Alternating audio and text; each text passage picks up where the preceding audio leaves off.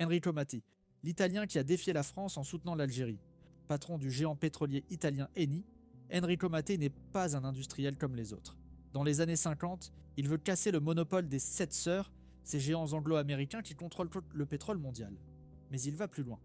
Pendant la guerre d'Algérie, il contacte directement le FLN. C'est un acte politique. À l'époque, soutenir les indépendantistes, c'est s'opposer frontalement à la France. En 1958, Mattei signe un accord pétrolier secret avec le GPRA, le gouvernement provisoire algérien. Pour la première fois, une grande entreprise européenne traite un mouvement de libération comme un État. Il promet à l'Algérie un partenariat équitable, 50-50 sur les profits. Un deal révolutionnaire alors que les puissances coloniales imposaient des conditions injustes depuis des décennies. Résultat, Mattei devient l'ennemi à abattre. Il dérange la France. En 1962, l'Algérie finit par vaincre la France et obtenir sa libération. Enrico Mattei prend son avion comme à son habitude. L'avion explose. Beaucoup parlent d'un sabotage français pour se venger du soutien à l'Algérie.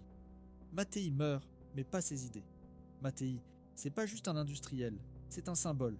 Il prônait une relation sud-sud ou sud-Europe équilibrée. Pas de pillage, pas de néocolonialisme où les pays producteurs de pétrole gardent le contrôle de leurs ressources, au lieu d'être exploités par les grandes puissances.